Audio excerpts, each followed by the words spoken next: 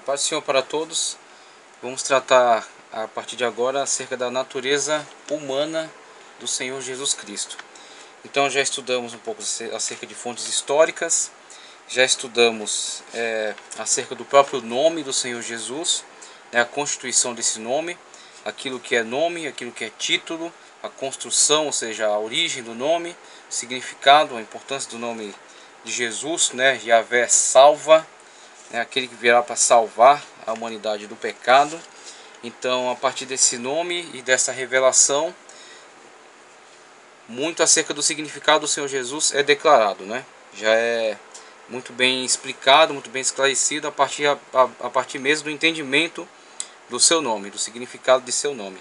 E Cristo, Cristo ou Messias, o ungido de Deus, aquele que foi enviado por Deus, que foi consagrado, aquele que é completamente consagrado a Deus.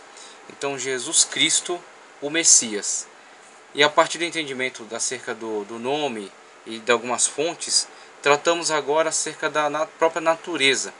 Então vamos entender acerca da fecundação, acerca da geração de Cristo no ventre de Maria, como se deu esse processo da fecundação do óvulo, como se deu esse processo do nascimento virginal, qual a importância de entendermos isso, qual o significado disso para a fé, para a igreja, essa doutrina, de que modo ela foi expressa na Escritura, de que modo ela é defendida, quais são as linhas, as correntes de pensamento que tratam acerca dela e o que dizem, quais são os fundamentos que usam para justificar seus argumentos.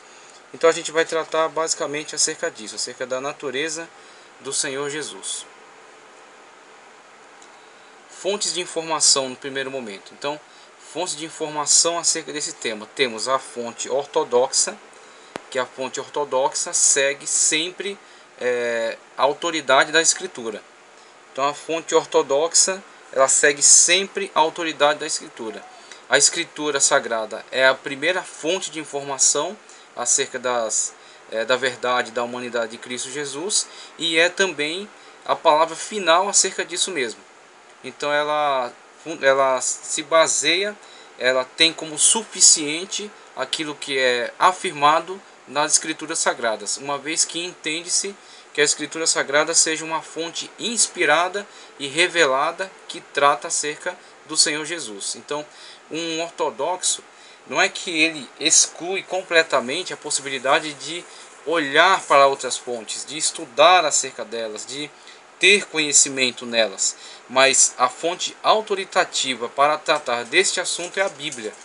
Então ele toma as outras fontes como informações, algumas úteis, algumas inúteis, como acréscimos, mas na hora de fundamentar aquilo que ele crê, aquilo que ele entende acerca de Cristo Jesus, acerca do Senhor, o seu recurso fundamental, principal e suficiente é a Bíblia Sagrada. Exatamente por entender que ela foi revelada por Deus, pelo Espírito Santo, mesmo que o Senhor tenha usado mãos humanas, mãos de homens, usados como amanuenses, na escritura, na confecção do texto, é sabido, é entendido que esses homens foram inspirados por Deus na escritura desses textos. Eles expressaram aquilo que o Espírito Santo de Deus os impulsionou, os dirigiu a fazer. Então aquilo que eles descrevem, aquilo que eles narram através dos textos é a verdade que o Espírito Santo de Deus revelou por meio deles. Então este é o modo ortodoxo de tratar o tema. Agora não temos apenas, estudando esse tema, as fontes ortodoxas, não temos simplesmente os teólogos que seguem a ortodoxia, mas temos também os teólogos de linha liberal, da teologia liberal. E a teologia liberal, ela não toma a Escritura como algo especial, como algo diferenciado em relação às outras literaturas, como algo que seja excepcionalmente revelado por Deus. Mas eles colocam ela quase que num patamar de igualdade em relação aos escritos canônicos, que estão na Bíblia Sagrada, aos escritos apócrifos, que foram escritos alguns até contemporâneos aos textos bíblicos, né, numa proximidade de datas, uma proximidade de época, mas que foram entendidos como que não ortodoxos, não canônicos, ou seja, em contradição com as verdades fundamentais dos textos presentes na Escritura. Então, a partir do entendimento de que eles continham heresias, que eles continham contradições, que eles continham fábulas, mitos, mitologia, muito associados às religiões da época, foram excluídos do conjunto canônico, né, da lista canônica. Mas isso é um conceito ortodoxo, um conceito da teologia liberal, olha para esses escritos como fontes de informação importante.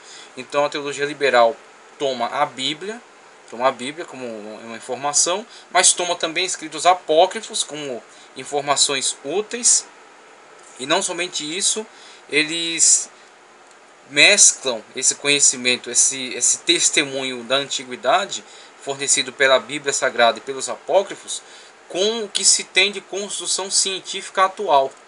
Então eles tomam também uma análise científica. Então, da mesma forma como a ciência contribui para o conhecimento do homem, da sua constituição, da sua natureza, a teologia liberal entende que esse conhecimento seja igualmente válido para se estudar acerca do Senhor Jesus, se estudar acerca da natureza de Cristo Jesus. Então, basicamente, vai ter esse distanciamento. A ortodoxia fundamenta aquilo que ela conhece em cima da Bíblia Sagrada e tem a Bíblia como fonte autoritativa e inquestionável. Agora, a teologia liberal, ela não vai emitir esse mesmo juízo. Ela vai colocar a Bíblia no mesmo patamar dos demais escritos, dos escritos apócrifos, né? Ela não atribui à Bíblia essa autoridade sobrenatural, essa autoridade divina. E não somente isso, ela faz um intercâmbio, uma comparação entre os escritos da antiguidade, Bíblia Sagrada e apócrifos, com o conhecimento científico que se tem na modernidade. Então, a partir desses pressupostos, eles vão construir a opinião que eles emitem acerca do Senhor Jesus. Então, o que acontece? Quando se faz isso, você tem necessariamente um distanciamento.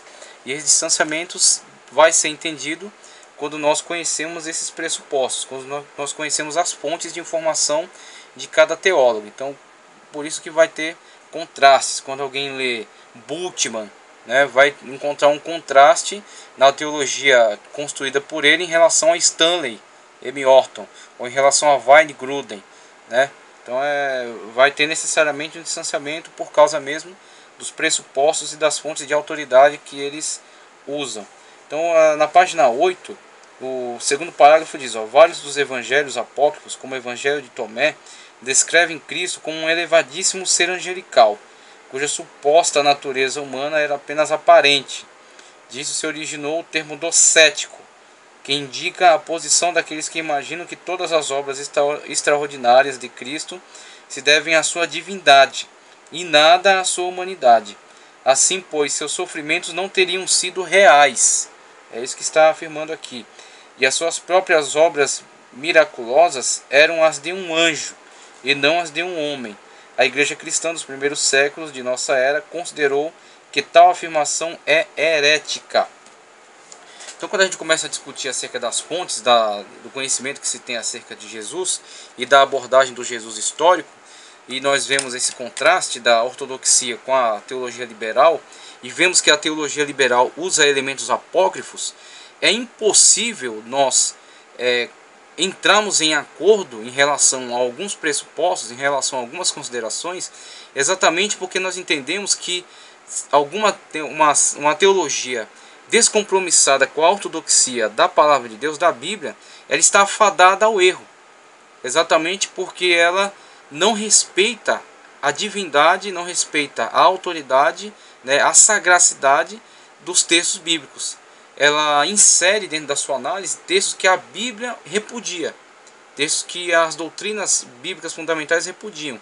Então, quando, por exemplo, você toma uma teologia que se alimenta da Bíblia e de apócrifos para fazer a sua análise, você tem necessariamente uma teologia que vai ter, na sua opinião, um escopo de ideias heréticas, um escopo de ideias contraditórias em relação à Bíblia. Quando, por exemplo, temos alguns apócrifos, como o Evangelho de Tomé, que declaradamente se compõe de afirmações relacionadas às seitas da época.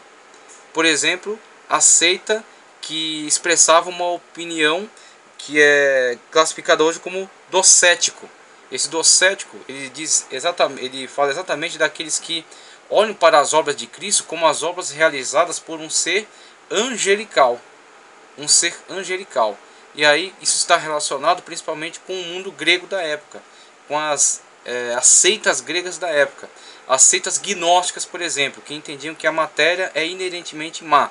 Ou seja, que a matéria sempre foi corrupta. Nunca houve um momento em que a matéria fosse perfeita. Eles não entendem que Deus criou a matéria e criou isso de forma perfeita, através do verbo que é Cristo Jesus. Que tudo foi feito por ele, sem ele nada do que foi feito se fez. Isso é um entendimento bíblico ortodoxo. Eles entendiam que a matéria é coexistente com Deus eternamente. E que Deus é um princípio espiritual e bom e a matéria é má. Então, a partir desse entendimento, dessa ideia, constrói-se um evangelho e atribui-se ele a Tomé. Disse que ele é de Tomé, por quê? Para ganhar autoridade e ganhar confiança no meio cristão. Por isso que alguém escreveu esse evangelho e atribuiu ele a Tomé. E nessa atribuição que ele faz a Tomé, ele tenta imbuir esse evangelho de ideias que são flagrantemente gnósticas e que foram contraditadas pelos apóstolos e que com certeza, sem sombra de dúvida, não eram endossadas pelo apóstolo Tomé, que dentro do seu contexto, dentro da sua análise geral, as características, ele era um judeu. Ele participou do mundo judaico e ele estava engajado no evangelho de Cristo Jesus. E apesar da sua incredulidade continuada, na época em que Cristo Jesus ressuscita e aparece no meio deles ressurreto, no corpo glorioso, ele cai por terra essa incredulidade. E Tomé manifesta ali todo seu envolvimento, né, e a sua fé a partir de então incondicional em Cristo Jesus. Em momento algum vemos Tomé relacionando-se com o mundo grego e relacionando-se com o mundo do gnosticismo. E como que no evangelho atribuído a Tomé é mencionada ideias tipicamente gnósticas, exatamente porque esse evangelho, dito evangelho de Tomé, é na verdade um evangelho apócrifo, é um evangelho falso, é um escrito apócrifo, um escrito que pode vir a ter alguma coisa de verdade, mas no meio desta pouca verdade que existe muita mentira em relação ao evangelho, e verdade em relação ao gnosticismo. Eles entendiam que isso era verdade, mas os gnósticos são combatidos pelos apóstolos. Por exemplo, eu vou pegar aqui um texto da carta de João, em que ele combate diretamente o gnosticismo. É o texto que está colocado aí logo abaixo. Primeira carta de João, capítulo 4, versículo 2 e 3. Nisto conhecereis o Espírito de Deus. Todo espírito que confessa que Jesus Cristo veio em carne, preste atenção, todo espírito que confessa que Jesus Cristo veio em carne é de Deus. Olha o peso que ele dá a essa afirmação. Olha o peso que ele dá a essa afirmação. E o peso que ele dá a essa afirmação, ele está relacionado exatamente ao combate intenso, árduo que existiu entre tanto o apóstolo João quanto o apóstolo Paulo e essas seitas gnósticas que estavam muito difundidas na época. E como o cristianismo estava se difundindo pelo mundo grego, necessariamente houveram embates, mas também houveram conversões. Houveram conversões verdadeiras e conversões falsas, conversões simplesmente aparentes, de mestres que professavam o gnosticismo e que entraram para a igreja convencidos aí por algum aspecto da fé cristã que os atraiu, mas que não tiveram uma conversão verdadeira, genuína. Não abriram mão da sua velha natureza e necessariamente não abriram mão de sua velha filosofia. E ao não abrir mão de sua velha filosofia, adentraram para as igrejas carregando dentro da sua mente, do seu coração, ideias pertencentes ainda ao mundo gnóstico, pertencentes ainda à sua velha religião. E a partir dessas velhas ideias que eles possuíam, tentaram incutir essa ideia dentro do mundo cristão, a partir desta prática de confecção de evangelhos gnósticos, atribuindo o nome a um apóstolo, mas trazendo ideias que são combatidas por eles. Texto de 1ª carta de João 4, o versículo 2 já mostra bastante esse combate. Tem que se confessar que Jesus veio em carne.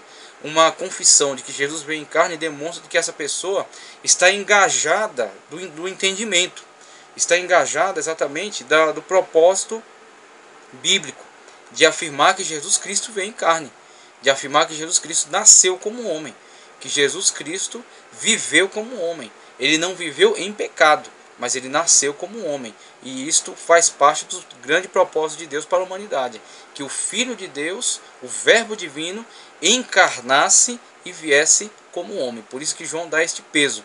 E este peso que João dá, essa afirmação, é para contraditar a mentira gnóstica, de que Jesus Cristo era simplesmente um anjo disfarçado de homem, e que aquilo que ele realizou em relação a milagres era na verdade as obras de um ser angelical, e não as obras de um homem de Deus, um homem que estava cheio do Espírito Santo de Deus, que era ungido, como o próprio nome assim o descreve, Jesus Cristo, Jesus Messias, Jesus o ungido, ou seja, ungido por Deus, aquele que o Senhor consagrou.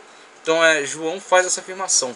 Tem que se confessar que Jesus veio em carne. Se não confessar que Jesus veio em carne, este mesmo Espírito, essa mesma pessoa, não pertence aos nossos, né? Não é dos nossos. E no 3 ele fala: e todo espírito que não confessa que Jesus Cristo veio em carne, não é de Deus. Não é de Deus. Mas este é o Espírito, e veja só a afirmação e a importância que tem essa declaração. Mas este é o Espírito do Anticristo. É o espírito do anticristo, do qual já ouvistes que há de vir. Ou seja, se refere exatamente àquele que Paulo fala, que quando for retirado, aquele que o impede se manifestará. É a manifestação do iníquo, que há um que ainda o detém. Então, aquele mesmo do qual Paulo está tratando, que se manifestará, é este que João está tratando aqui. E João fala: este que já ouviste que se manifestará, do qual já ouviste que há de vir, e eis que já está no mundo. Aí João diz: o espírito do anticristo, que vai se manifestar plenamente quando for afastado aquele que o detém, já está aqui e já está operando e já está propagando a sua ideia. Através do que? Através da mentira do gnosticismo, de que Jesus Cristo não veio em carne, Jesus Cristo não encarnou num ser humano, que Jesus Cristo não se tornou homem, mas que na verdade ele era um anjo disfarçado de homem. Tal é a importância dessa doutrina, e tal é o perigo de se admitir isso como uma descrição verídica acerca de Jesus. Por isso que a teologia liberal falha ao colocar no mesmo patamar Bíblia, livros apócrifos e a análise científica da época. Por isso que a ortodoxia não tem como coadunar com essas ideias, não tem como concordar com isso em hipótese alguma. Então, tratando acerca disso, a gente começa a entender as diferenciações e começa a entender como a ortodoxia trata acerca do tema da humanidade do Senhor Jesus Cristo. Então, falando aqui agora acerca desse mesmo ponto, a humanidade do Senhor Jesus Cristo, ainda na página 8, temos alguns aspectos muito importantes que tratamos quando falamos acerca da humanidade do Senhor Jesus Cristo. Temos aí acerca da sua historicidade, acerca da sua humanidade e acerca da sua continuidade escatológica. Então, tratando acerca, por exemplo, da sua historicidade, já buscamos aí alguns elementos de fontes históricas. E trouxemos aqui fontes históricas pagãs. Dentre as pagãs temos as judaicas e as romanas, né? Pelo menos eu trouxe aqui uma judaica e uma romana.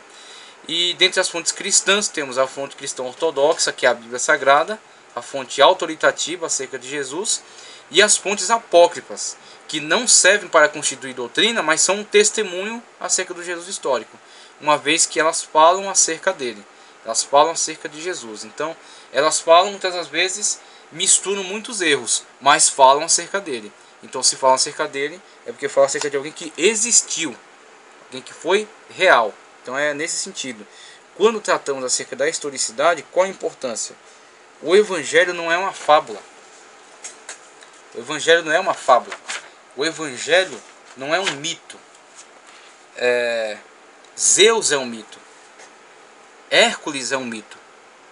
Isso é mito, né?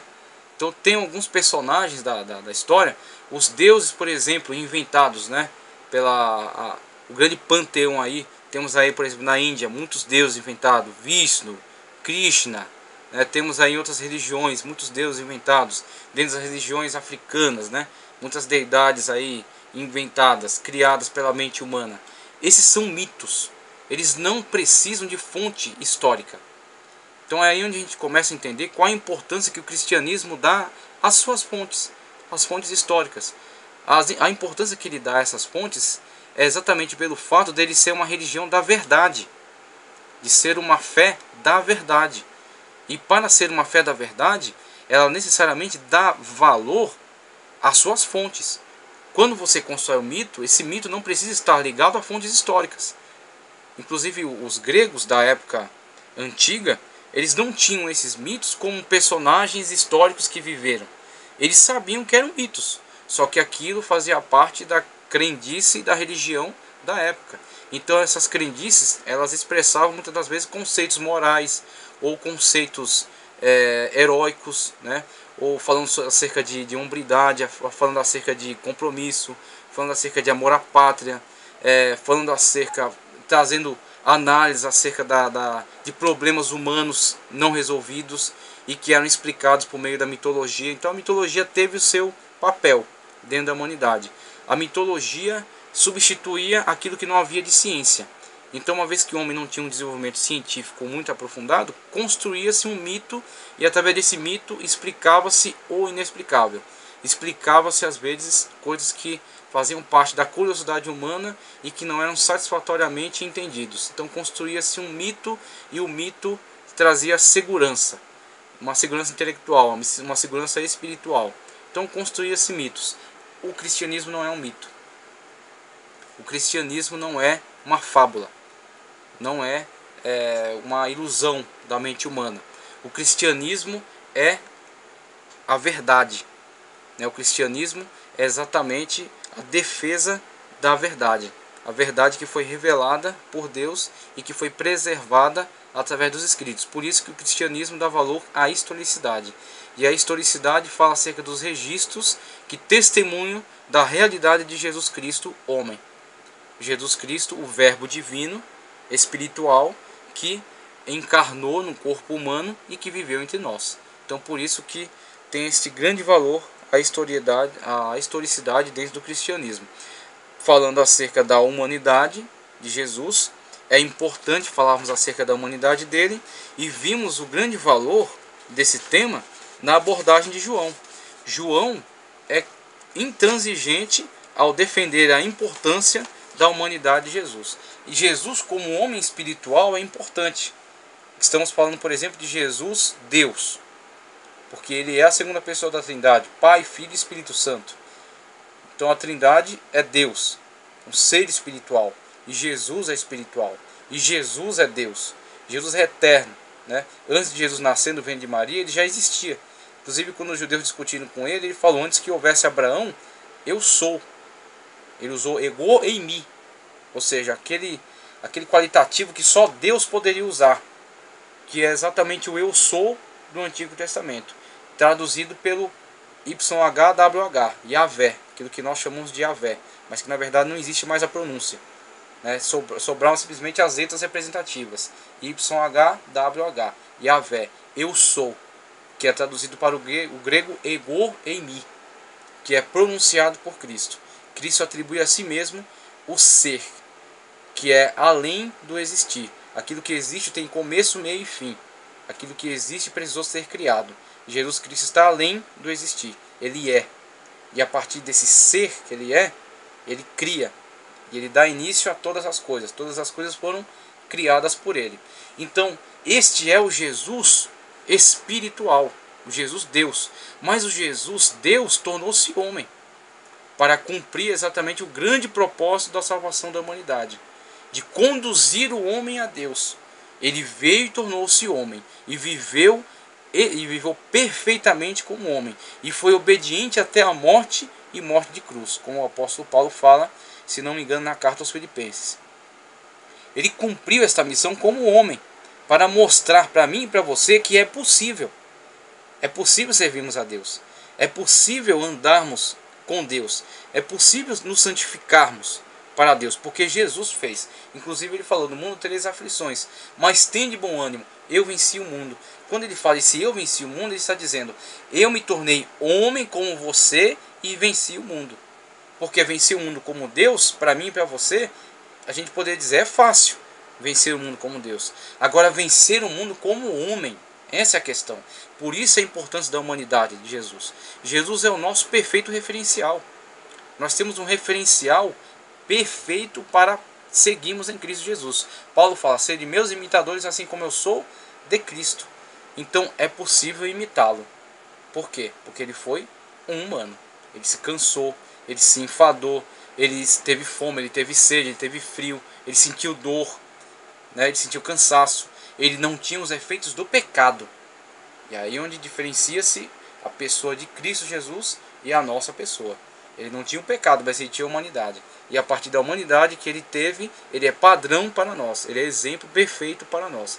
Então, temas importantes discutidos aqui, acerca da humanidade de Cristo Jesus, a historicidade, a humanidade, e não somente isso, mas a continuidade escatológica também. E quando falamos acerca da continuidade escatológica, nós estamos necessariamente falando acerca da esperança, da grande esperança. E estamos falando acerca do exemplo, né? E da demonstração que Cristo Jesus é para nós acerca do nosso futuro. Jesus, ele saiu da sua glória, tornou-se homem, entrou na história, nasceu, né? A partir do seu nascimento, ele entra na história humana, e a partir dessa participação da história humana, ele manifesta aí a sua humanidade, e quando ele manifesta a sua humanidade, ele cumpre seu ministério, e ele cumpre o objetivo de nos levar a Deus, né? De nos unir novamente a Deus, pagar pelos nossos pecados, derramar o seu sangue na cruz do Calvário. Alguém que não tinha pecado e que morreu pelos pecadores. Então são aspectos da humanidade de Cristo Jesus. E depois desse aspecto da humanidade dele, vem a morte, mas depois do terceiro dia a ressurreição. Com a ressurreição vem uma nova característica agora. Jesus Cristo, quando ressuscita, ele não é aquele mesmo enquanto ele vivia na sua fase de humano. Ele tem um novo corpo. O corpo é aquele corpo que ele tinha quando era humano, mas a condição é outra. Jesus Cristo ressuscita com um corpo imortal. Ele ressuscita com um corpo indestrutível. Ele ressuscita com um corpo que não está submetido a limitações, nem de tempo nem de espaço. Jesus Cristo pode, inclusive, quando você lê no Evangelho, ele aparece no meio dos discípulos. Ele não precisou que alguém abrisse a porta para ele. Ele aparece ali. Só que ao mesmo tempo que ele aparece no meio dos discípulos, ele toma o cuidado de tranquilizá-los e dizer que não é um espírito, que ele é alguém palpável. Os discípulos tocam nele. Ele fala para Tomé: põe a mão nas feridas. Ou seja, se ele poderia pôr a mão nas feridas, ele poderia sentir a ferida. Se ele poderia sentir a ferida, o que está manifestado ali diante deles não é um espírito. Não é um espírito, mas também não é um corpo humano limitado. Um corpo material humano. É um novo corpo. Uma realidade da qual nós vamos participar, como Paulo fala na sua, se não me engano, na primeira carta, no capítulo 15. Quando fala na primeira carta, no capítulo 15, defendendo acerca da ressurreição. Inclusive combatendo contra o gnosticismo, que não cria na ressurreição, que achava a ressurreição um conceito ridículo. Eles entendiam que uma vez a pessoa morta, ela evoluía para um âmbito espiritual, e o âmbito espiritual é superior ao âmbito material. Então seria uma incoerência alguém que já foi para o âmbito espiritual ressuscitar novamente na carne. E é onde Paulo defende a grande verdade da ressurreição. E ele fala que se Cristo não ressuscitou, nós continuamos mortos nos nossos pecados, né? E o Evangelho é mentira. E o Evangelho é mentiroso. Aí ele fala que Cristo ressuscitou. E ele se tornou a primícia dos que dormem. E quando ele usa esse termo, essa qualificação para Cristo, a primícia dos que dormem, ou seja, todos que nascem têm uma certeza só: vão morrer. Ou vão morrer ou vão ser arrebatados. Mas, normalmente, aqueles que não participarem do arrebatamento vão morrer. E qual é a próxima fase? Qual é a próxima fase? Todos nascem e morrem. O próximo passo a se alcançar, aqueles que são salvos em Cristo Jesus vão ressuscitar.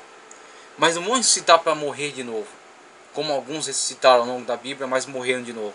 Eles vão ressuscitar na ressurreição que Cristo Jesus ressuscitou. E vão ter um corpo semelhante ao dele. Então é nesse sentido que Jesus Cristo tem uma historicidade, humanidade e tem também uma continuidade escatológica. Jesus é o primeiro desse modelo de ressurreição da qual nós vamos participar. Escatos trata do futuro. Então essa continuidade escatológica é exatamente Jesus demonstrando para nós o que nós seremos no futuro. Se nós permanecermos fiéis a Ele, se nós permanecermos salvos na pessoa bendita do Senhor Jesus Cristo, nós vamos participar dessa realidade da qual Ele já está participando. Jesus Cristo já ressuscitou, Ele está vivo pela eternidade e nesta nova condição que Ele inaugurou com a sua ressurreição. Ele não é somente um espírito, Ele é um corpo glorioso, um corpo indestrutível, um corpo perfeito, um corpo não afetado pelo pecado, um corpo não afetado pelas limitações. E nós vamos ressuscitar como o Senhor Jesus Cristo ressuscitou. Essa é a divina esperança, por isso que esse tema é fundamental, por isso que esse tema é tão importante. Partindo agora para a questão do nascimento virginal. A questão do nascimento virginal. Então nós temos todo o desenvolvimento, toda a importância, o peso desse conhecimento acerca do Jesus, a humanidade do Senhor Jesus Cristo, e temos aí o desenvolvimento disso em historicidade, humanidade e continuidade escatológica. Agora vamos falar propriamente acerca do nascimento virginal. Página 9.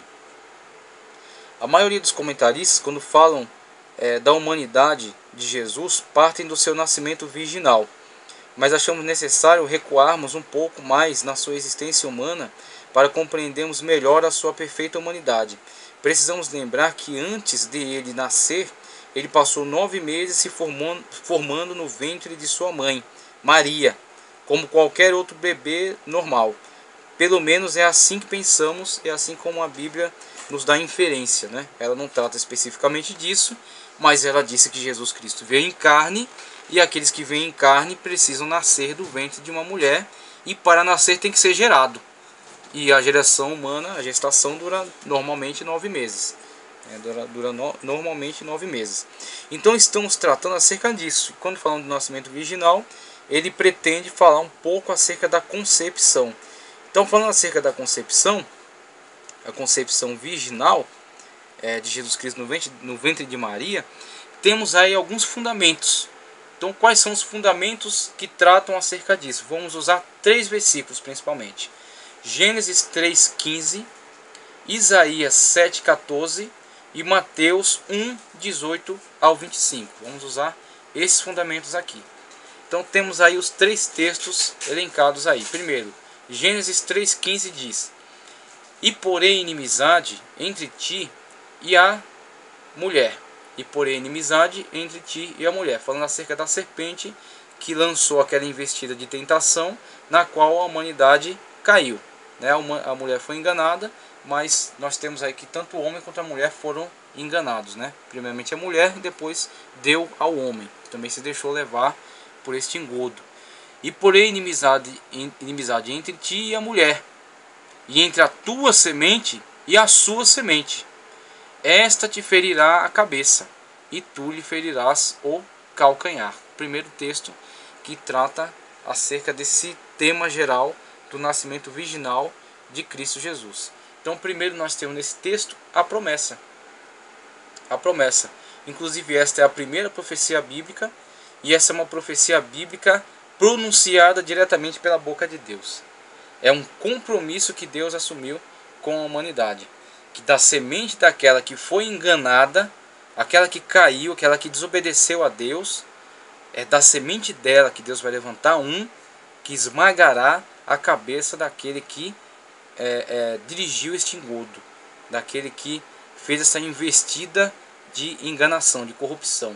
Então é da semente desta que caiu, é dela que eu vou levantar aquele que vai esmagar a cabeça da serpente, aquele que vai triunfar sobre essa situação. Jesus Cristo, homem, é a promessa de Deus, é aquele que foi prometido no princípio. quando a humanidade deu o seu primeiro passo de destruição, seu primeiro passo de quebra da comunhão com Deus. Foi ali que foi pronunciada a promessa da restauração.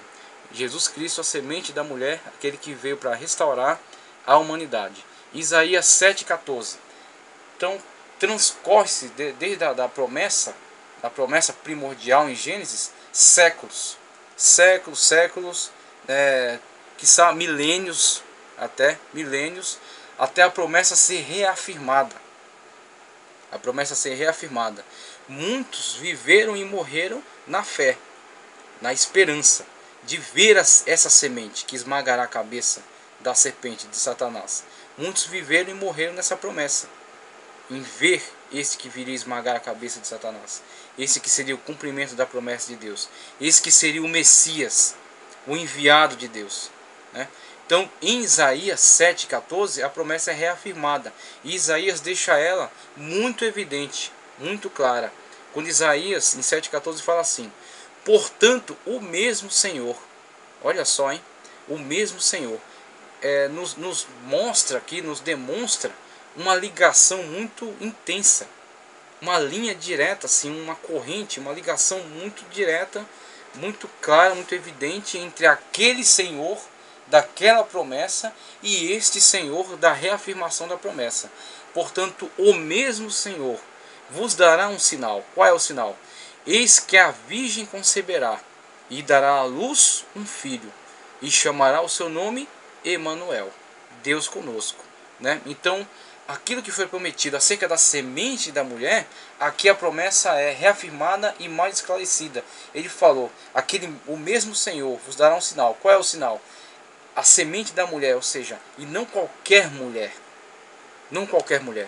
mas especificamente alguém que foi escolhida por Deus, que foi separada por Deus, né, que foi levantada por Deus para esta obra, uma virgem. Eis que a virgem conceberá. E este é um sinal de Deus. E um sinal é algo distintivo. Então a teologia liberal, ela vai tentar construir uma outra interpretação disso aqui. Mas de que forma esta mulher seria um sinal se ela não tivesse características distintivas? E quais são as características? Não estão nelas mesmo. Não é que Maria em si era alguém especial, mas que o ministério que ela exerceu foi especial.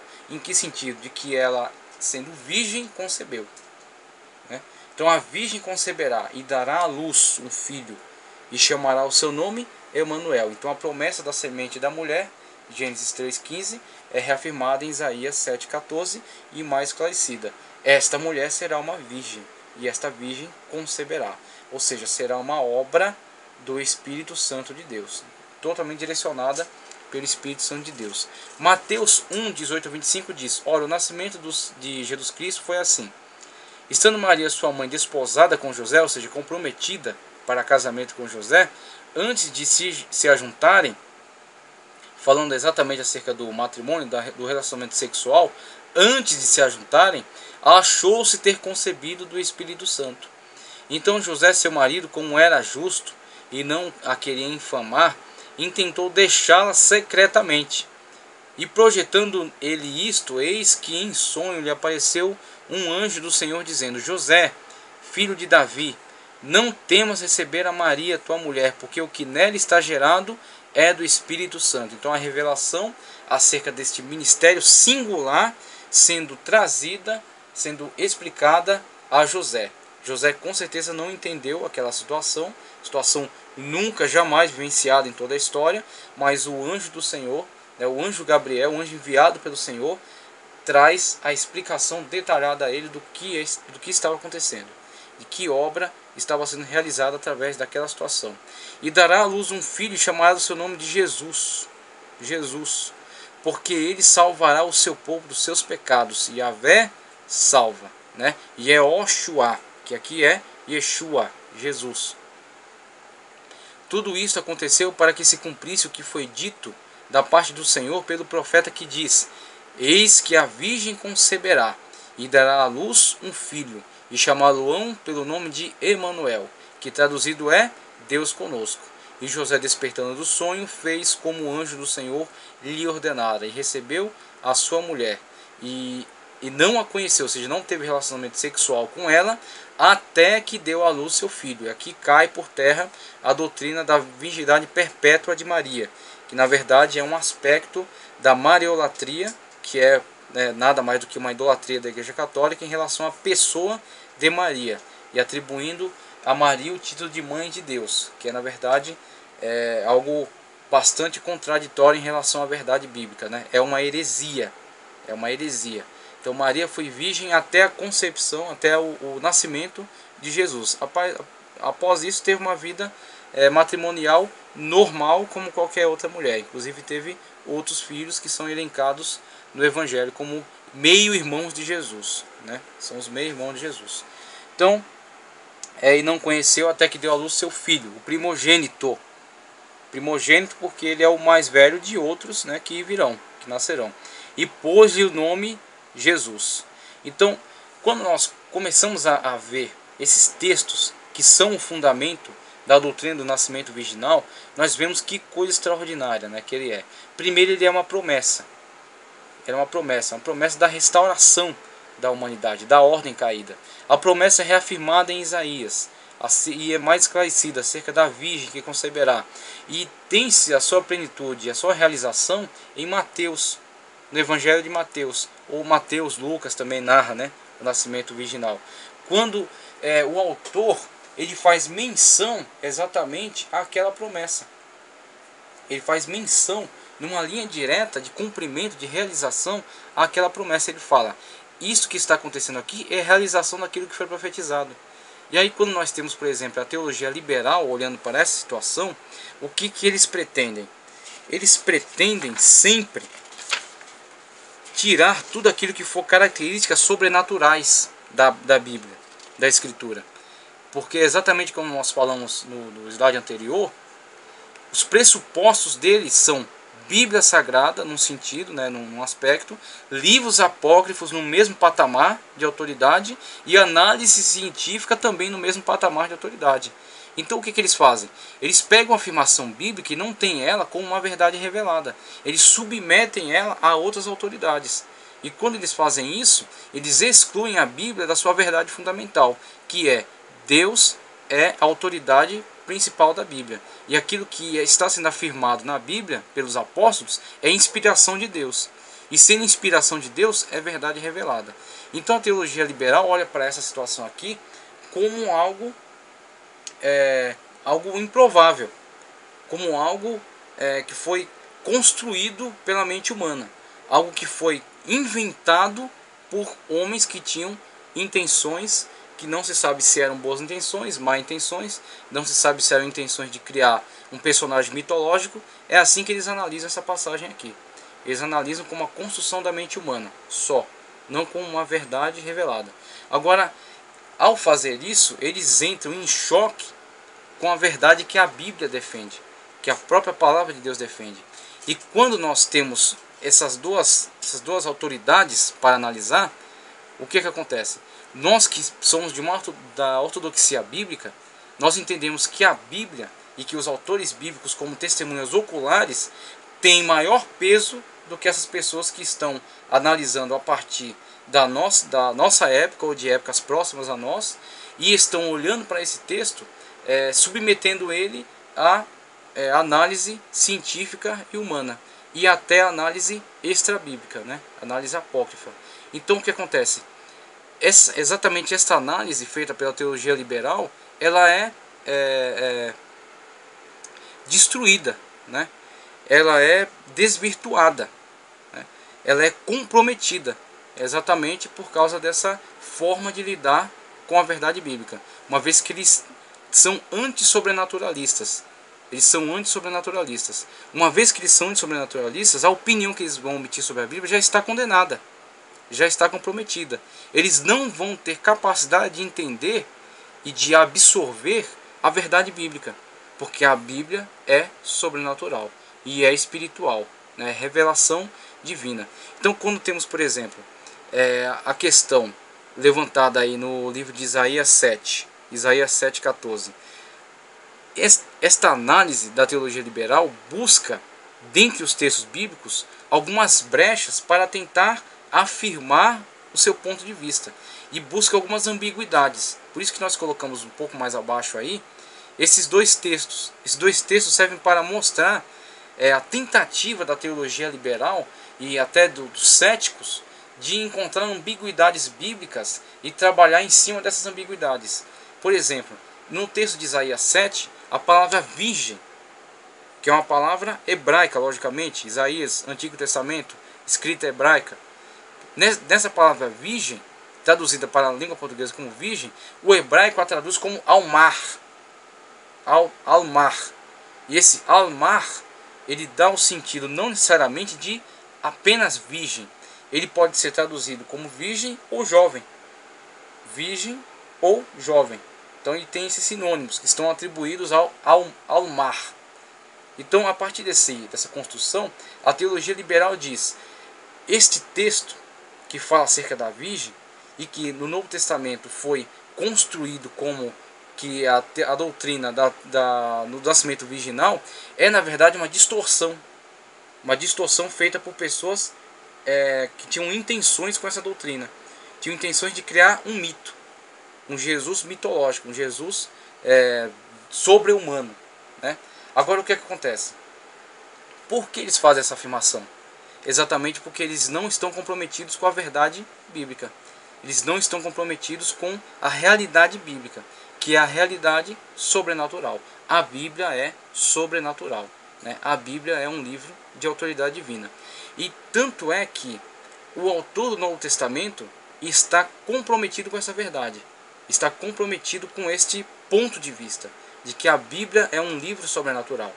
E exatamente com este empenho, com esse comprometimento, que ele, ao usar o texto de Isaías 7,14, né, que fala acerca da virgem e atribui a palavra almar a ela, jovem ou virgem, ele, ao fazer a tradução desse texto do Novo Testamento para o grego, a língua da época, ele emprega exatamente a palavra que dá o sentido correto, né, o entendimento certo que se deve ter acerca daquela afirmação.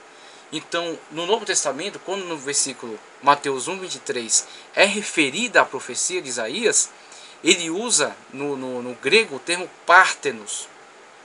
Então, do jeito que o hebraico usou o almar para a virgem, o Mateus, no Novo Testamento, para falar acerca daquela profecia, e no momento em que fala acerca da virgem, ele usa pártenos.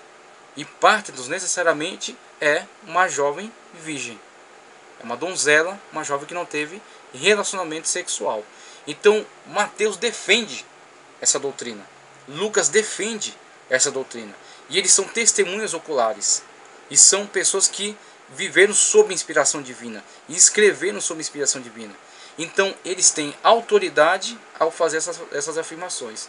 E a autoridade de Mateus e Lucas, traduzindo esse termo do Antigo Testamento, almar, para pártenos, é conclusivo. É conclusivo no sentido de afirmar a doutrina do nascimento virginal. E a teologia liberal, misturando conceitos bíblicos, apócrifos e análise científica, cai diante dessa defesa autoritativa dos apóstolos que foram dirigidos pelo Espírito Santo de Deus ao fazerem suas afirmações, a defenderem o seu ponto de vista. Então, tratando acerca disso, temos na página 10 o parágrafo que fala acerca da advertência. Nisso aí já trabalhamos, quando falamos acerca da chamada de Maria para ser aquela que viria conceber do Filho de Deus, né, que viria conceber o Filho de Deus no seu ventre, estando ainda virgem, e esteve virgem até o momento do nascimento. Com o próprio nascimento de Jesus, falando naturalmente, falando acerca de coisas do mundo físico, natural, a mulher, ao nascer essa criança, já não está mais naquela condição de virgem, né? E não somente isso, depois do nascimento e com a sua vida matrimonial normal, tranquila. Estamos defendendo aqui a concepção virginal. Não estamos defendendo aqui a questão de que Maria tenha permanecido virgem durante toda a vida, porque isso é uma heresia apregoado na Igreja Católica. Então, é essa advertência que o teólogo traz aqui, que nós enfatizamos. Outra questão que ele levanta ainda, começa aqui ainda na página 10 e vai até a 11, é a questão de filho sem pai. Essa doutrina do nascimento virginal de Cristo, um filho sem pai, ou seja, gerado pelo Espírito Santo do ventre de Maria, teve uma mãe segundo a carne, mas não teve pai. Inclusive, em outro lugar, o apóstolo fala que ele não foi gerado pela vontade do varão, né, pela vontade humana, mas pelo Espírito de Deus.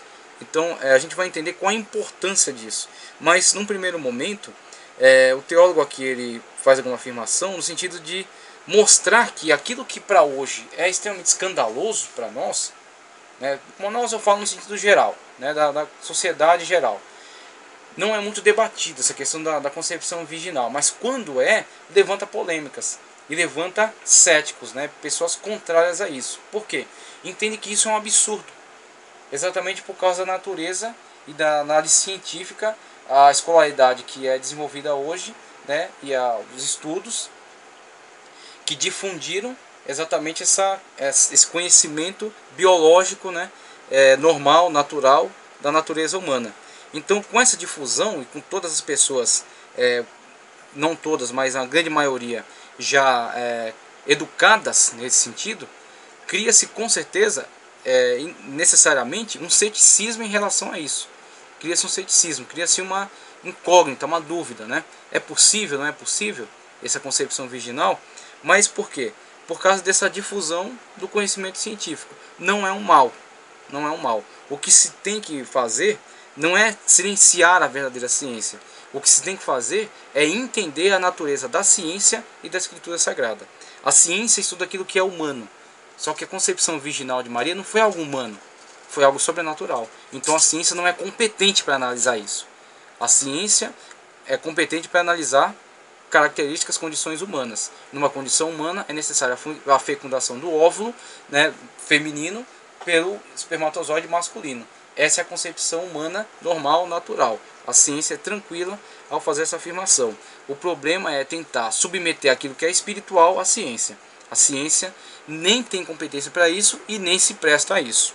Isso aí é tranquilo na mente de muitos cientistas. E aí o teólogo levanta aqui a questão de que isso só é um escândalo hoje. Na época do Novo Testamento, em que foi escrito, isso nem levantava debates. Por quê?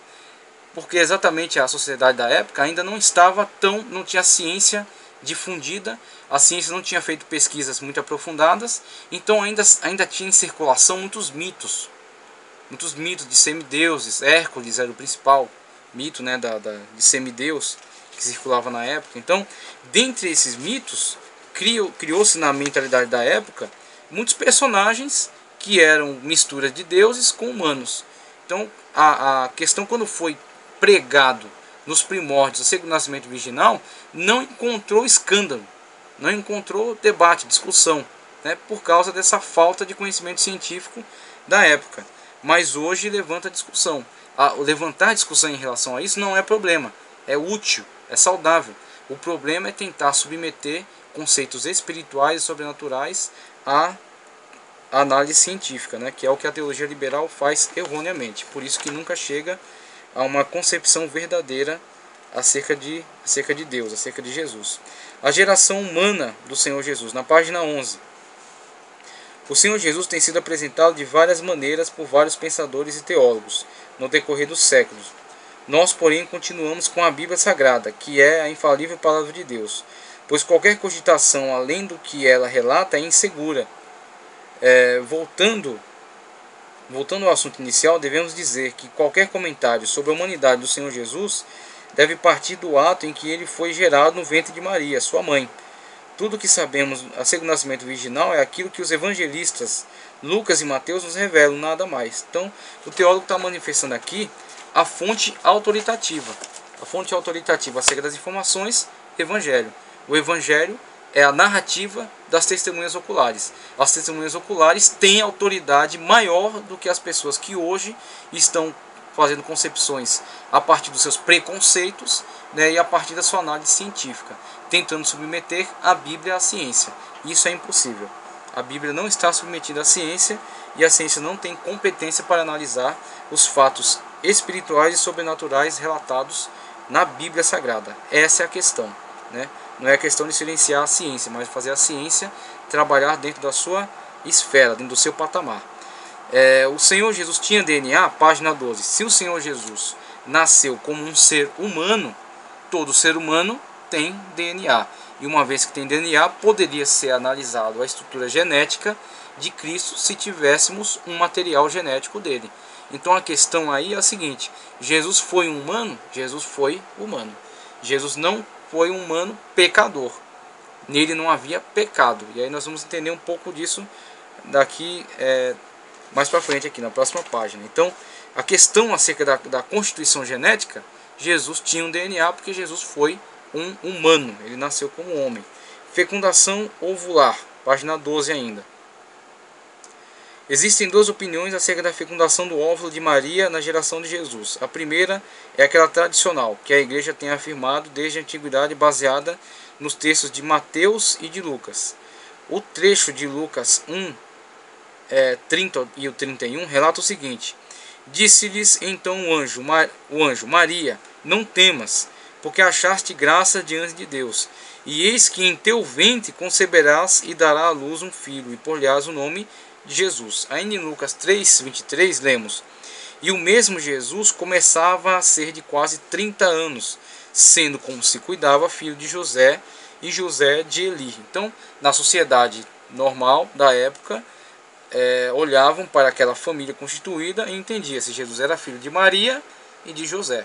Só a partir da revelação divina, a partir daquilo que foi relatado pelos evangelistas, toda a sociedade passa a entender que Jesus Cristo não era filho de José. Ele foi concebido no ventre de Maria pelo Espírito Santo. Claro que o Talmud vai dar outra versão acerca disso, porque o Talmud é a opinião daqueles que estavam contra Jesus. Então eles vão falar de forma desdenhosa acerca disso. Só que isso é tranquilo, porque nós sabemos que eles estavam falando contra Jesus. Mateus, por sua vez, relatou o seguinte: Ora, o nascimento de Jesus Cristo foi assim. Estando Maria, sua mãe, desposada com José, sem que tivessem antes coabitado, achou-se grávida pelo Espírito Santo. Logo depois, um anjo do Senhor disse a José, que havia desposado Maria: José, filho de Davi, não temos receber a Maria, tua mulher, porque o que nela está gerado é obra do Espírito Santo. Mateus 1:20. Então, com relação a isso, nós temos que os evangelhos, que são fonte autoritativa, eles tratam acerca desse tema de forma muito clara e de forma muito definida. Jesus foi gerado no ventre de Maria por obra do Espírito Santo. Por obra do Espírito Santo, em cumprimento ao que foi relatado aqui em Gênesis 3:15. A semente da mulher. E também aquilo que foi confirmado em Isaías 7:14. A virgem conceberá. E aquilo que é esclarecido em relação à virgem aqui em Mateus 1:23. Virgem que Mateus traduz por pártenos. Mulher que não teve relação sexual.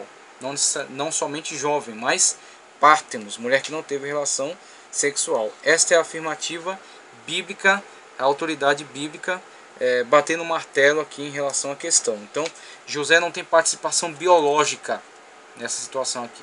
Jesus nasce a partir do cumprimento dessas promessas e da iniciativa de Deus em gerar este ser no ventre de Maria. Então a controvérsia na página 13, tratando acerca da controvérsia, fala o seguinte: quanto ao nascimento virginal do Senhor Jesus Cristo, sem nenhuma participação genital de José, as opiniões se dividem. Por um lado, os teólogos liberais atribuem o relato de Lucas e Mateus a meras lendas inventadas pelos cristãos. Por outro lado, os teólogos conservadores reivindicam a autoridade bíblica e assim fica polarizada a questão. E com certeza essa questão vai estar polarizada e não vai deixar de estar. Então a controvérsia sempre vai existir em relação a esse tema. E a controvérsia vem exatamente dos pressupostos que são usados por uma linha teológica e pela outra linha teológica. Enquanto uma linha teológica tem a Bíblia Sagrada como única fonte de autoridade, as testemunhas oculares como única fonte de autoridade acerca do assunto, a outra linha teológica, a linha liberal, coloca a Bíblia no mesmo patamar dos apócrifos e da ciência. E a Bíblia, sendo submetida a isso, claro, vai ser desvirtuada da sua verdade. A verdade que a própria Bíblia afirma em relação a si mesma. Então, a verdade não é o que eu acho ou o que você acha, mas é o que a Bíblia diz acerca de si mesma. Para isso que nós... Então, continuando, é o que a Bíblia diz acerca de si mesma. É isso que se constitui em autoridade. Então, a controvérsia, ela gira em torno dessa questão. Por isso que a teologia liberal, ela gosta de colocar essa questão do seguinte modo: existe um Jesus histórico e existe um Jesus teológico.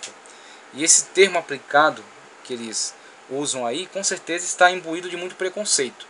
Então, quando eles dizem que eles estão afirmando Jesus histórico, eles estão dizendo que eles estão afirmando Jesus que pode ser provado pela ciência. Então, eles estão colocando a ciência como um patamar de autoridade. E autoridade que ela extrapola até os seus limites humanos e ela rege, ela diz, ela é aferidora da verdade no mundo espiritual. Esse o problema da teologia liberal. É aí onde mora o erro. É não separar os mundos espiritual e físico. A ciência dentro do mundo físico é autoridade, mas a ciência dentro do mundo espiritual é inútil. O mundo espiritual está além da ciência. Por isso é um mundo espiritual, por isso é um mundo sobrenatural. É um mundo sobrenatural. Então o Jesus histórico que a teologia liberal diz afirmar é um Jesus, uma construção de ideia acerca de Jesus submetida à ciência. Por isso que é uma falsa ideia acerca de Jesus, e o Jesus histórico não é expresso dessa forma. A teologia, o ponto de vista conservador, como é tratado aqui, ele exatamente usa tanto a questão da autoridade bíblica, essa é a principal questão, a autoridade bíblica, e no fundamento que tem ela na autoridade bíblica, é onde a teologia liberal diz que esse Jesus construído pela teologia conservadora, a teologia ortodoxa, é um Jesus teológico. O que eles querem dizer com esse Jesus teológico? Eles dizem que é um Jesus inventado, é um conceito acerca de Jesus, é uma história acerca de Jesus, né? É uma narrativa acerca da concepção virginal de Jesus, construída a fim de atender a interesses teológicos, a interesses de propagar a ideia de um semideus, propagar a ideia de um Deus encarnado. Então, a teologia liberal sempre vai olhar para isso com desdém, sempre vai olhar para isso com desprezo, vai dizer que isso é na verdade uma invenção, mas parte sempre dessa deficiência deles, dessa deficiência em não entender, em não compreender a verdade bíblica da revelação divina, da autoridade divina, do sobrenatural. Então esse é o conflito, o Jesus histórico e o Jesus teológico, né? Agora, esse conflito só existe na cabeça de uma teologia liberal, né? Desvirtuada, descompromissada com o mundo espiritual e com o mundo sobrenatural. A teologia conservadora, né, a ideia conservadora acerca disso, ela reivindica a autoridade bíblica e a autoridade das testemunhas oculares, que assim interpretaram essa doutrina, que assim se expressaram acerca dessa doutrina. Não haveria porquê nós entendermos que Mateus e Lucas estão desprovidos de autoridade, né, se eles estiveram presentes, né, se eles estiveram próximos ao fato, eles estiveram próximos ao acontecimento, né, e eles fizeram essa afirmação, e essa afirmação trouxe problemas para eles. Essa afirmação não foi de utilidade momentânea no momento em que fizeram, de utilidade, vamos dizer assim, para crescer, para trazer vantagens a eles, angariar fundos para eles, né, como muitos podem entender. Na verdade, eles tiveram que propagar essa verdade e enfrentar as contrariedades, né, enfrentar os problemas que tiveram com ela, principalmente em relação aos judeus. Em relação ao mundo pagão, não tiveram tanto conflito assim, porque o pagão já tinha na sua mente mitologias de semideuses, então eles nem levantavam a questão. Mas em relação ao judaísmo, eles tiveram muito problema, e continuaram a afirmar isto porque isto era verdade, e eles tinham certeza acerca disso. Objeções do conservadorismo. Os teólogos conservadores apelam para a autoridade da Bíblia como um todo. Eles perguntam: o Novo Testamento é ou não é uma revelação divina? Então esse é o ponto crucial. É o ponto crucial. Aceitar a autoridade bíblica ou rejeitá-la. Aqueles que rejeitam a autoridade bíblica não tem como rejeitar um pedaço só, um pedaço que não é interessante para ele, um pedaço que é interessante, um pedaço que não é interessante. Mutilar a Bíblia. Ou você aceita a Bíblia como uma fonte de autoridade, como um livro espiritual, ou você a rejeita. E uma vez que você rejeita muitas coisas importantes. Por exemplo, acerca de Deus, acerca da revelação, acerca da salvação, acerca do Espírito Santo. Todas coisas sobrenaturais relacionadas à autoridade bíblica. Você ou as aceita ou você as rejeita. Pode ter muitas coisas que você não vai entender. Mas a falta de entendimento em relação a elas, como Maimônides afirmou a seu filho numa carta, disse: muito do não entendimento que temos acerca de verdades bíblicas advém da nossa ignorância e não do erro bíblico, do pretenso erro bíblico, né, que a Bíblia tenha errado, que a Bíblia tenha se equivocado, e sim que nós não conseguimos entender a partir das nossas limitações. Então essa é a questão. Então o Novo Testamento é ou não uma revelação divina? Não é ele a nossa única regra de fé e prática? Se respondemos que sim, então temos que acatar o relato de Lucas e Mateus acerca do nascimento virginal de Jesus como sendo verdadeiramente inspirados por um Deus, inspirados por Deus, juntamente com todo o conteúdo da Bíblia. Então tem essa questão autoritativa, mas também não tem somente essa questão. Tem essa questão autoritativa, que entendemos que seja até a mais importante, a mais eficaz, que a Bíblia é autoridade divina, que a Bíblia relata isso de forma muito clara e defende isso, como nós vimos aí, a forma como Mateus se expressou em relação ao texto do Antigo Testamento de Isaías, né, traduzindo de uma forma a ser plenamente entendido, né, como Pártenos, como uma mulher virgem. E temos também uma outra situação trazida aqui pelo estudo, pelo teólogo, ainda na página 14, o último parágrafo: conceito alternativo. Conceito alternativo. Isso aqui é uma, vamos dizer assim, é uma tentativa de explicação. Então o que acontece? Não precisamos, a nossa fé não está atrelada à explicação. Nossa fé não está atrelada à linguagem de convencimento, né? Não está ligada a esse tipo de conceituação. Nossa fé é uma fé espiritual, né? Nossa fé é um elemento espiritual que está ligado principalmente ao nosso relacionamento com Deus e nos dá segurança para crer no sobrenatural. Então, por causa do contato, da intimidade, do relacionamento que nós temos com Deus, e esse relacionamento vivo, íntimo que temos, não é dificuldade para nós crer no espiritual, crer no sobrenatural. Nós cremos em Deus, nós confiamos em Deus. Então isso é o mais tranquilo para nós. Agora, não somente isso, isso não impede que nós venhamos a estudar e a desenvolver explicações que podem até trazer mais elucidação, que podem até construir uma ponte de diálogo entre aqueles que ainda não têm essa fé, né, que pode trazer um esclarecimento, uma luz. Então é exatamente isso que ele faz com esse conceito aqui, o conceito alternativo. Então esse conceito alternativo, ele é uma explicação satisfatória. Uma explicação satisfatória para tentar expressar, elucidar acerca dessa verdade. Então não é isso que vai fundamentar a nossa crença, não é isso aí. Isso aí vai simplesmente pegar aquilo que nós cremos e colocar em linguagem mais clara, linguagem mais explicada. É isso que nós fazemos com esse conceito alternativo. Além dos conceitos já apresentados, ultimamente, com a evolução da ciência, surgiu um interessante conceito sobre o nascimento virginal de Jesus. Esse conceito tem como base os textos de Mateus e de Lucas, já mencionados acima. Seu ponto de apoio reside na Bíblia e na ciência. Então isso aqui é uma forma inteligente de usar conceitos bíblicos. Pegar verdades afirmadas espiritualmente, cridas pela fé, e traduzi-las num conceito científico aproximado, de forma que elas possam ser expressas e entendidas, né?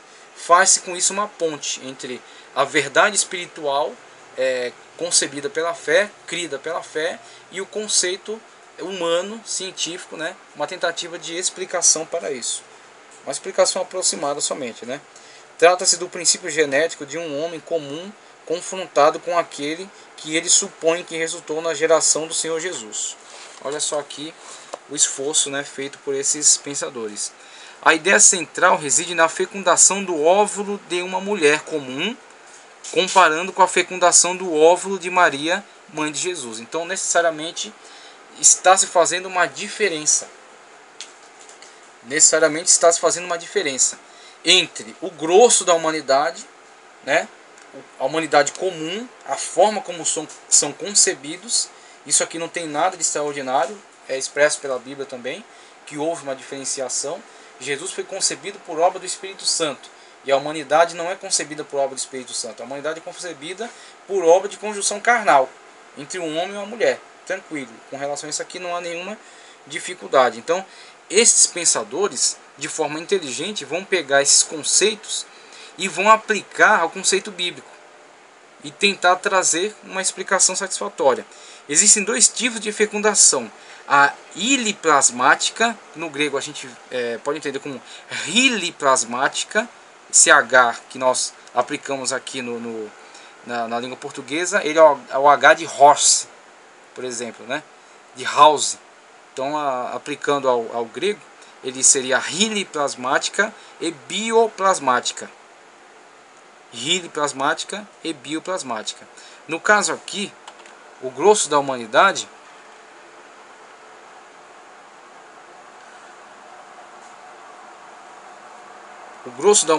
continuando, é gerada pela matéria, enquanto Jesus foi biogerado, gerado pela vida. Então, o elemento vital que fecundou o óvulo de uma mulher comum é físico, enquanto o que fecundou o óvulo de Maria foi metafísico. E metafísico no sentido de ser acima da física, acima da matéria. Esse meta do grego é o que está acima. Então, uma coisa é material e outra coisa é sobrematerial. É além da matéria, é do mundo físico. Então, é nesse conceito do mundo metafísico, do mundo espiritual. É esse o conceito que traz essa ideia. Isto é, imaterial. Então, quando ele fala acerca das duas possibilidades, a possibilidade riliplasmática e a bioplasmática, ele está fazendo exatamente essa diferenciação. E quando ele trata acerca disso, nós entendemos uma coisa fundamental aqui. Jesus foi gerado como humano. Como humano. Inclusive, ele chama a si mesmo de filho do homem. E o teólogo aqui, de forma inteligente, ele fala: Jesus não chama a si mesmo de filho de homem, mas sim de filho do homem. E ele compara, por exemplo, quando ele fala de João, ele fala que dentre os nascidos de mulher, João foi o maior dentre eles. Mas você vê como é que ele caracteriza João Batista? Dentre os nascidos de mulher. Ou seja, toda essa categoria de pessoas que foram geradas a partir dessa concepção, essa conjunção carnal, João é o maior profeta, né? Agora, Jesus necessariamente não está nessa categoria. Então, é a partir dessas ideias é que surgem esses dois termos. Este hili plasmático, plasmar é transformar, né? Formar. Então, hili plasmático é formado pela matéria. E aí o que acontece? A humanidade foi afetada pelo pecado pecado de Adão. Toda a concepção, toda a geração a partir dessa situação de pecado é transmitido de pai para filho o pecado. É transmitido a partir dessa concepção mesmo. Como Davi fala, em pecado gerou a minha mãe. Então ele expressa essa ideia de que concepção, a partir dessa concepção da matéria, gerando matéria e também transmitindo um a outro pecado. Aí surge essa hipótese, o bio. Bio é vida. E vida além da matéria. Matéria é uma coisa. Matéria é uma situação necessariamente humana. Necessariamente humana. E o homem foi afetado pelo pecado. Esse bio, ele fala não necessariamente de matéria, mas fala de essência de vida. Essência de vida. E quando ele traz essa hipótese da formação iliplasmática, formação material para o grosso da humanidade, e a bioplasmática para Cristo, ele está se referindo necessariamente àquele momento crucial em que Deus formou o homem do pó da terra e soprou nele, na sua narina, a vida. Ele soprou o bios ali dentro aquele objeto material, que era aquele boneco formado. Aquele boneco só se tornou um ser vivente a partir do sopro, no momento que Deus insuflou naquele ser material a vida. Então ele está dizendo aqui, esta mesma lógica é aplicada a Cristo. Cristo não foi gerado pela matéria, ele foi gerado pela vida, a essência de Deus. Então esta essência, o bioplasmático, a essência, que é a formação de Cristo, ele foi insuflado diretamente no óvulo de Maria. Então qual seria a dificuldade para Deus, que gerou um boneco com a sua própria mão e soprou nele, e a partir daquele momento se tornou uma alma vivente? Qual seria a dificuldade para ele em insuflar esta essência de vida no óvulo de Maria? Com isso nós teremos o quê? Um homem que não foi criado que não foi criado de forma animal, de forma material, né, de forma gerada em pecado. Nós temos um homem criado a partir daquele padrão de Adão antes do pecado, aquele homem que foi criado da essência de vida. Por isso que nós temos em outro lugar Paulo falando que Jesus é o novo Adão. No primeiro Adão todos nós caímos, no segundo Adão todos nós somos restaurados, né? Jesus Cristo é o segundo Adão exatamente porque Jesus restaura aquela ordem na qual Adão foi criado. Adão foi criado sem pecado, depois pecou. Depois do pecado todos nós somos gerados em pecado, gerados ridiplasmaticamente. Agora Jesus foi criado na mesma condição que Adão foi criado, lá antes da queda, sem pecado. Assim foi criado o homem histórico Jesus. Como Deus, ele sempre existiu e sempre existirá. Como homem, ele foi gerado bioplasmaticamente a partir da essência de vida, não da conjunção carnal entre José e Maria, mas a partir da essência de vida colocada diretamente no óvulo de Maria. E assim nasceu Jesus, o Jesus histórico, né, nasceu sem pecado. Nasceu não pela vontade da carne, da vontade do varão, mas sim pela vontade de Deus. E é isso que ele entende como ridiplasmático e como bioplasmático acerca da concepção virginal de Jesus. E assim conclui esse trecho aqui, essa matéria.